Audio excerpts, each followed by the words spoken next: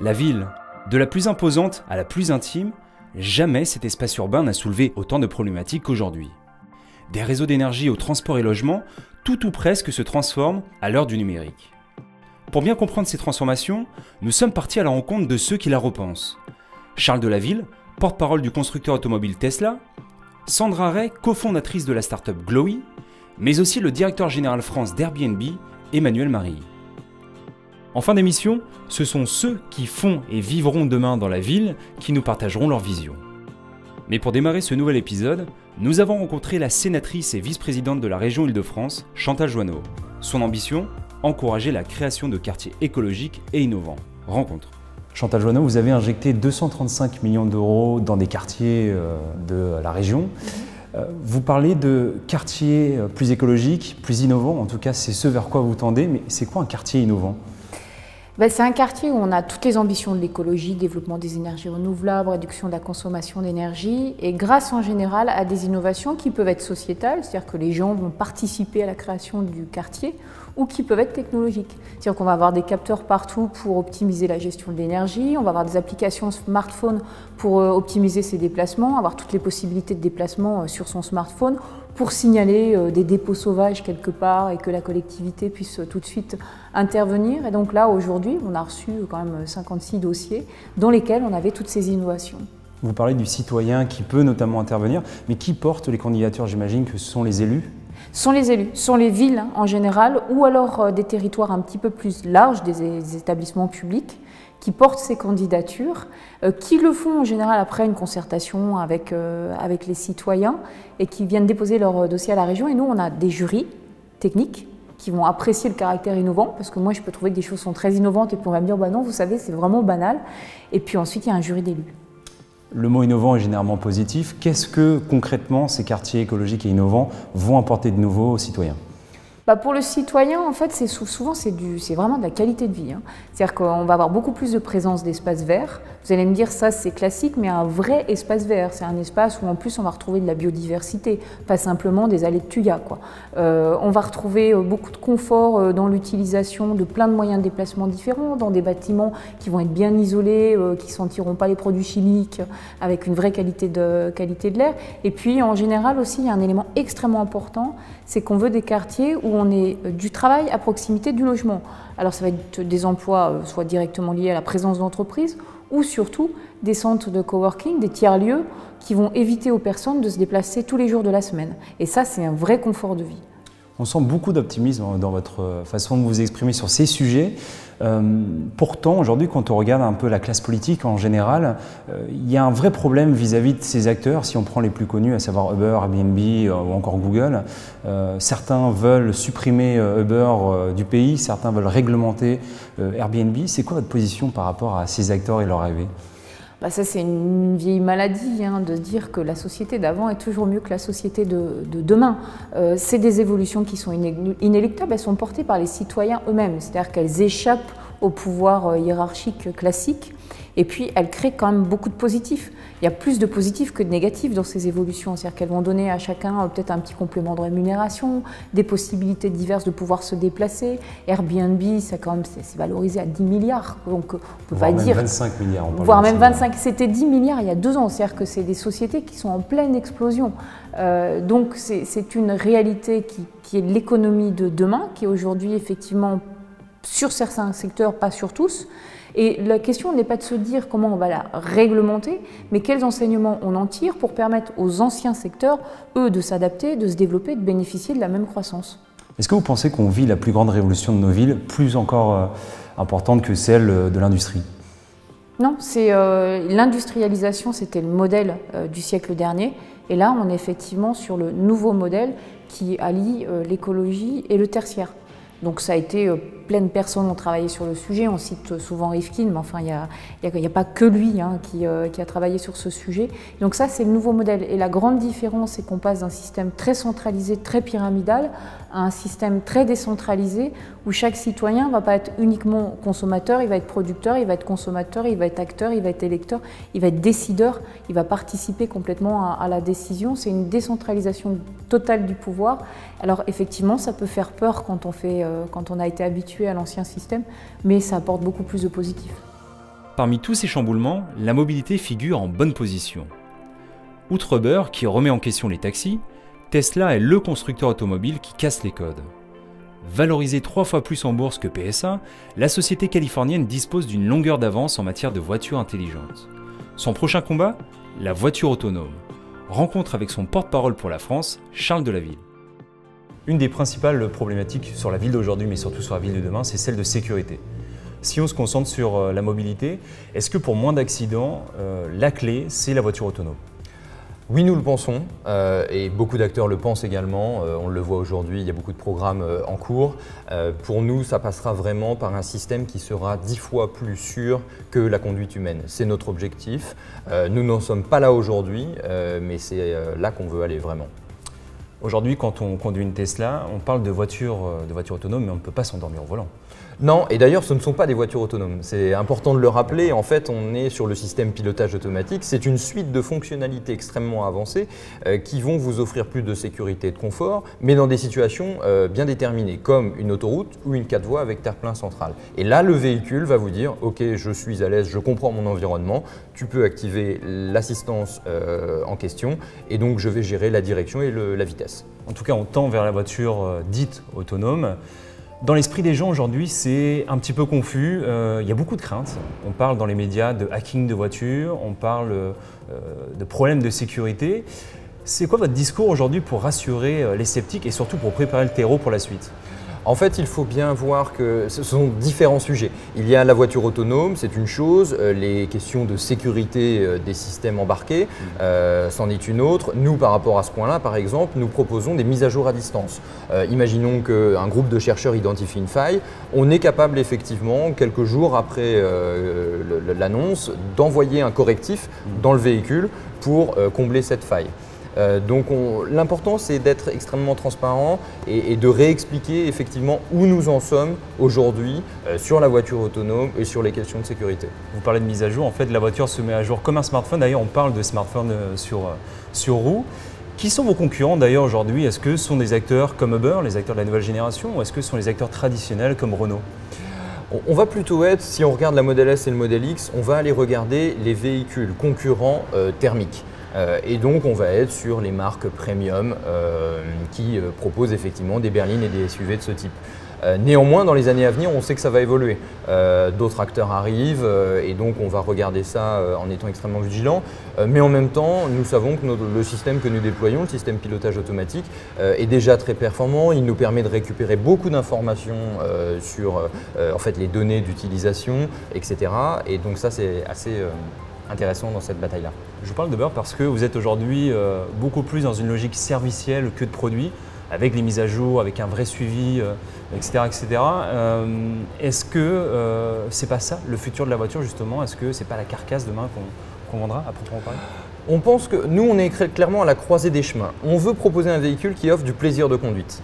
Et ça, c'est clair qu'on a beaucoup de gens, une fois qu'ils l'ont essayé, qui nous disent on sent qu'il y a des passionnés de voiture derrière cette Model S ou ce Model X. Et ça, c'est extrêmement important pour nous. Mais derrière, on veut aller plus loin, effectivement, avec une solution de recharge pour les longs trajets, les superchargeurs, avec des mises à jour à distance. Le véhicule est livré avec un compte Spotify Premium, par exemple. Ce sont ce genre de choses que l'on envisage comme étant un écosystème complet autour de la voiture. Ce n'est que le début. C'est quoi les prochaines étapes dans les 10 prochaines années pour Tesla? Il y en a 4 et c'est Elon Musk qui les a partagés en juillet dernier. Elon Musk, le fondateur de Tesla. Le fondateur et CEO de Tesla, effectivement. L'une d'entre elles, c'est de proposer une gamme complète de véhicules électriques. On pourrait même aller jusqu'au bus et au camion 100% électriques. On souhaite également devenir la première entreprise d'énergie verticalement intégrée, c'est-à-dire proposer des panneaux solaires, une solution de stockage d'énergie pour les particuliers et bien évidemment le véhicule électrique. Je vous en ai parlé, bien évidemment le système de conduite autonome, mais on veut qu'il soit 10 fois plus sûr que la conduite humaine, c'est notre objectif. Et enfin, un service de mobilité, l'idée étant que tout un chacun pourrait mettre à disposition de la communauté son véhicule à partir d'une application. Et en parallèle, nous pourrions proposer nos propres véhicules Tesla autonomes dans des grands centres urbains que vous pourriez appeler pour qu'ils vous emmènent à destination. Le noyau de tous ces changements viendra évidemment de l'énergie qui les alimentera. Dans un monde où l'électricité est devenue aussi indispensable ou presque que l'eau potable, il semble difficile de s'en passer. Une jeune start-up française semble pourtant avoir trouvé une alternative. Il s'agit de Glowy, jeune pousse dont la fondatrice Sandra Ray nous a ouvert ses portes. Aujourd'hui, pour faire vivre nos villes, il faut clairement beaucoup d'énergie et l'énergie passe très souvent par l'électricité. Pourtant, vous, Sandra, vous pensez qu'il y a aujourd'hui une alternative à l'électricité qui est clairement aujourd'hui dans une situation quasi monopolistique. Exactement, en fait, les solutions, elles se trouvent juste dans la nature, et notamment sur le sujet de lumière, puisque la lumière peut être produite dans la nature par certains animaux, que ce soit des animaux marins ou des animaux comme la luciole, et c'est une énergie qui est d'origine chimique régie par le vivant et non pas d'origine électrique. On dirait presque de la science-fiction, ça veut dire que des animaux vont produire notre énergie. Alors, les animaux dans la nature le font. Nous, en l'occurrence, on se sert de micro-organismes, donc de bactéries, qui sont capables de reproduire cette réaction chimique parce qu'ils portent les gènes en fait, qui codent pour la bioluminescence et effectivement qui vont permettre d'être cultivés en masse de manière exponentielle pour produire leur propre lumière de manière autonome. Vous utilisez des bactéries. Est-ce que vous n'avez pas peur que les gens se fassent des fausses idées sur les bactéries et peur que ça se disperse et potentiellement que ça contamine? Si, c'est une question qui est très compliquée, c'est beaucoup de pédagogie aussi. Il faut savoir qu'on a 10 fois plus de bactéries sur le corps que de cellules humaines et que c'est ces bactéries qui font qu'on est en bonne santé la plupart du temps.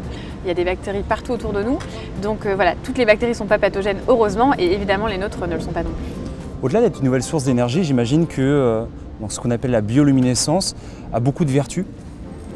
Oui, l'avantage c'est qu'on ne va pas créer un objet comme une ampoule, mais on va créer une matière première, donc vivante. Donc cette matière première, on va pouvoir l'appliquer sur des surfaces, l'adapter à des supports et donc s'en servir aussi bien pour de la lumière de vitrine que du mobilier urbain, que de la signalétique, que de l'éclairage de façade et pourquoi pas aussi dans des zones isolées dans lesquelles l'infrastructure électrique pose un vrai problème aujourd'hui. Aujourd'hui, vous avez créé Glowy, une jeune start-up. Vous vous attaquez à ce secteur qui est, on l'a dit, quasiment dans une situation monopolistique. Si vous aviez un exemple à nous citer de cas concrets que vous aviez en application, ce serait lequel ? Par exemple, je pense que les façades de bâtiments sont un très bon exemple parce qu'on est sur de la visibilité et de la mise en valeur, donc une énergie électrique qui n'est pas nécessaire et qu'on pourrait penser être gâchée en fait pour le paysage, pour la vie de nuit, etc. Et donc avoir une lumière beaucoup plus douce qui va aussi agir en termes de pollution lumineuse, en termes de pollution visuelle est super intéressante. Et ce qui est très intéressant aussi, c'est que l'énergie qui est la biomasse ensuite qui est créée avec ces bactéries bioluminescentes peut servir de source d'énergie renouvelable derrière, par exemple à l'échelle locale d'un bâtiment. C'est fou de se dire que personne n'y a pensé jusqu'ici. Comment le perçoivent justement les mastodontes comme EDF ? Ils le prennent plutôt bien. Je pense qu'ils ont compris la vision d'alternative, de se dire qu'effectivement le monopole ou la solution radicale aujourd'hui ne marchait pas, qu'il y avait énormément de possibilités sur le secteur d'énergie et qu'il fallait avoir la meilleure source d'énergie au meilleur endroit pour avoir un véritable impact. Et donc ils sont vraiment dans cette démarche-là. C'est clairement l'énergie de nos enfants. C'est l'énergie de nos enfants et je pense que toutes les biotechnologies environnementales, que ce soit avec des microalgues, des bactéries, ont encore beaucoup de surprises à nous réserver sur ce domaine-là. Parmi les séismes sociétaux les plus violents de ces dernières années, il y a celui qui a frappé le monde de l'hôtellerie. À l'origine, une jeune pousse, une fois de plus californienne, qui a su en quelques années disrupter notre façon de cohabiter. Il s'agit bien sûr d'Airbnb. Véritable menace pour les hôtels ou simple alternative? Pour y répondre, nous sommes partis à la rencontre de son directeur général pour la France et la Belgique, Emmanuel Marie. Airbnb, c'est un acteur qui a repensé un pan entier du monde de l'hôtellerie. Vous avez instauré ce qu'on appelle l'expérience utilisateur, puisqu'aujourd'hui, quand on se déplace avec Airbnb, on vit comme un local. Votre objectif central, est-ce que c'est de remplacer les hôteliers? Notre objectif central, c'est de mettre en avant cette notion d'expérience, qui aujourd'hui est plébiscitée, même par rapport à la destination parfois. Et donc en mettant au cœur de nos décisions et notre stratégie l'expérience, l'authenticité, je pense qu'on répond à une demande de plus en plus croissante en termes de voyage. Notre objectif est aussi, et il est conjoint et exactement c'est le même que celui des hôteliers, c'est-à-dire atteindre 100 millions de voyageurs en France à horizon 2020. C'est l'objectif de Jean-Marc Ayrault et nous on y participe totalement et on a envie de s'inscrire dans ce projet qui est un projet très intéressant pour Airbnb en France. Vous ne cherchez pas spécialement à remplacer, mais en tout cas vous cherchez à disrupter. Et comme tous les disrupteurs, vous avancez avec ce qu'on appelle un gouffre juridique. Comment est-ce qu'on se construit quand on est un acteur qui est considéré par certains comme illégal? Comment on avance quand justement il n'y a pas de cadre juridique?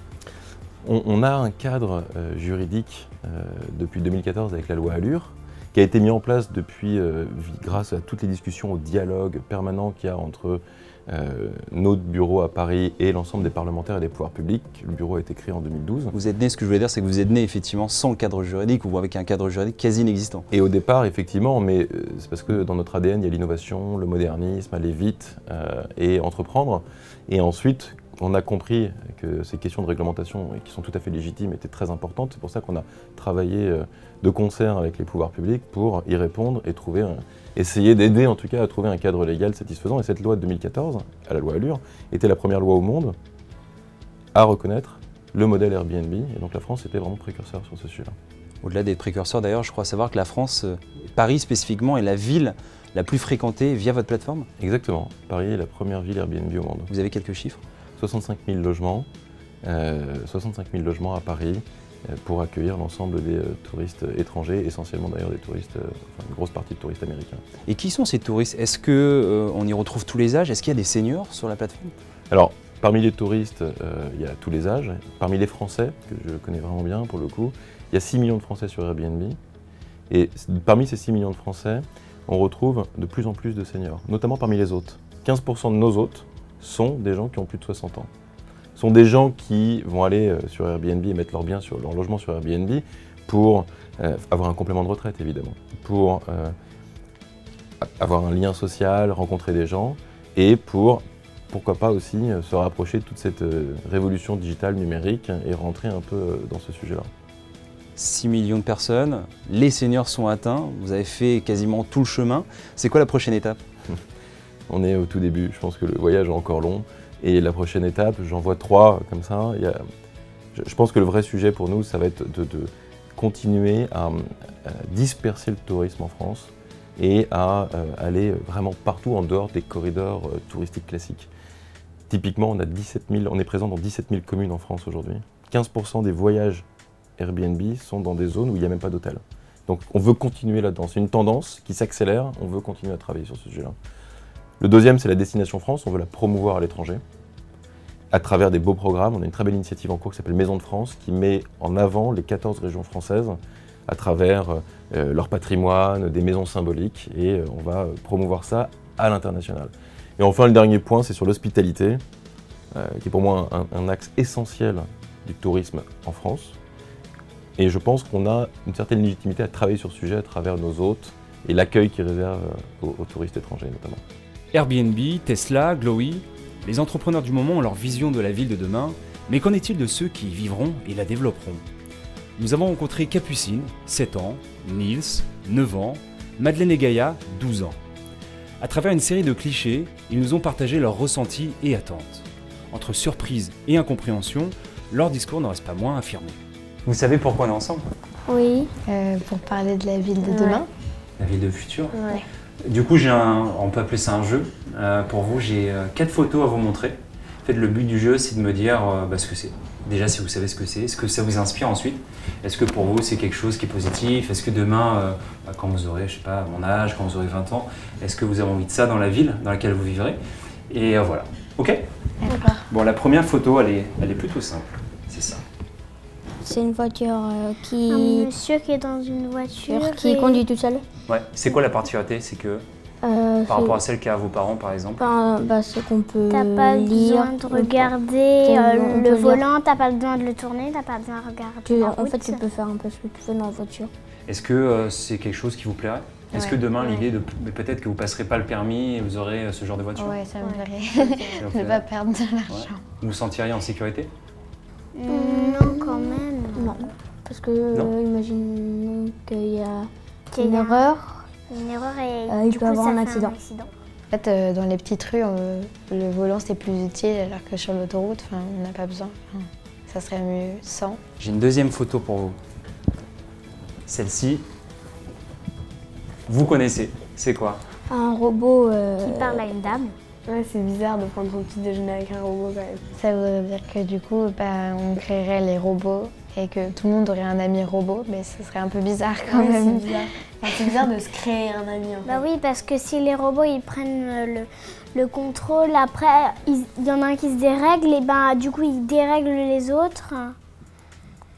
Et bah ça peut être dangereux. Moi, ça me dérange pas d'en avoir. Non, je préfère pas. Tant qu'il m'énerve pas. Qu'est-ce que c'est? Un drone. Ouais, un drone. Donc peut-être que demain, le drone va remplacer la facteur. personne de la poste qui vous amène les Bah lettres. si c'est quelque chose qui casse, il faudrait qu'il atterrisse au lieu de lâcher directement. Donc demain, ça peut remplacer la poste. Oui. Enfin, c'est bien d'avoir un contact avec l'homme aussi, parce qu'après, s'il n'y a plus de facteurs, s'il n'y a plus de caissière, s'il n'y a plus rien, bah, je sais pas, on serait qu'avec des robots, enfin, on parlerait qu'avec des robots. Enfin... Est-ce que ça peut pas être un complément? Dans des endroits, imaginez par exemple à la montagne où c'est compliqué pour un facteur d'accéder. Oui, ça serait bien. Ce serait bien pour, par exemple, pour des endroits difficiles mais pas pour partout, par exemple. Pas que ce soit partout. À Paris, c'est mieux les facteurs. Ouais. D'accord. Et la dernière photo, peut-être la plus bizarre, je sais pas, vous allez me dire. Ça vous inspire quoi, ça? Une luciole dans la main d'un monsieur. Les serres avec son abdomen. Ouais. Ça nous rendrait service, ils auraient une partie de leur corps qui s'allumerait, qui nous rendrait service. Ça ferait des économies pour la lumière. Ça serait pas ça dans toutes les villes. Est-ce que vous, il y a une chose dont j'ai pas parlé, que vous aimeriez voir dans une ville quand vous aurez, je sais pas, dans 10 ans, quand vous aurez 20, 25 ans? Les téléporteurs. Téléporteur, ça va te servir à quoi? Bah, elle peut prendre par exemple les transports en commun. Que les transports, pas forcément voler, mais qui se décollent du sol. En lévitation? Oui, c'est ça. Aussi, moi j'avais une autre idée, pouvoir faire des immeubles et tout ça en hauteur et qu'on puisse arriver plus en hauteur, parce que j'ai l'impression qu'on perd de la place avec tout le ciel qu'on laisse, et du coup pouvoir avoir une autre ville en hauteur et, comme dit Gaïa, avoir des transports qui nous emmènent plus en hauteur pour avoir accès à tous ces bâtiments et à ces... Voilà. Les mini-vaisseaux. Ouais. C'est donc sur une tonalité à la fois enthousiaste mais aussi craintive que la nouvelle génération envisage son avenir. Si la technologie doit avant tout leur apporter plus de confort, ils refusent déjà avec beaucoup de maturité de se voir dépassés par celle-ci et surtout de perdre toute humanité. Roulerons-nous tous sans chauffeur demain? Éclairerons-nous sans électricité? Continuerons-nous à nous loger de la même façon? Toutes ces questions se posent et seul l'avenir nous le dira.